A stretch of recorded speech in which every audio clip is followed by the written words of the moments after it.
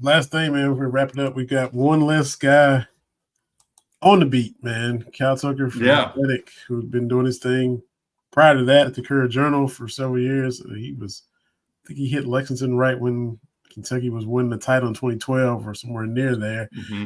Covered Virginia Tech before that. Speaking of them, we already talked about them too. Struggling with losing to Vanderbilt, but he left Blacksburg, came to Lexington, and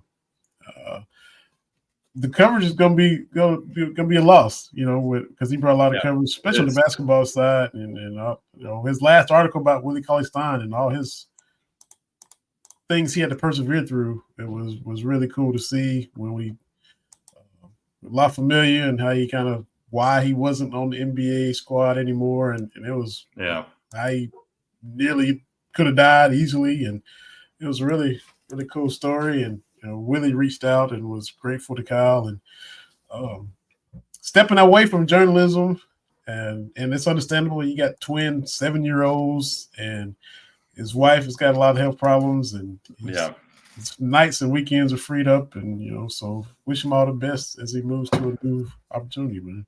Yeah, no doubt. I have a ton of respect for Kyle. I mean, he's as good of a writer, honestly, as you're going to read. There are definitely things, just like athletes will say, you watch guys and you try to mimic what they're doing, and there's definitely things from Kyle just reading his work over the years, and he's I've had some conversations with him, just him mentoring me on some certain things over the years and through some situations that, as a more experienced reporter, he's passed off to me. So, I have a ton of respect for Kyle. He was, just awesome on this beat. He kicked our butts, honestly, with some of the stories he was able to write and some of the news he was able to get out there. So happy for him that he's going to get more time with the family. He already has a new gig. I forget exactly what it was off the top of my head, but happy quickly, landed somewhere he's excited to be at.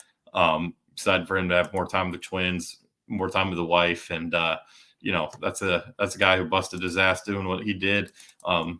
He's commuting from Nashville and still coming to, I'd say, about half the games. And obviously, working through, not just Kentucky, but toward the end, they had him doing more national work with college basketball, and he did a good job covering the Final Four. I think he did stuff on NC State.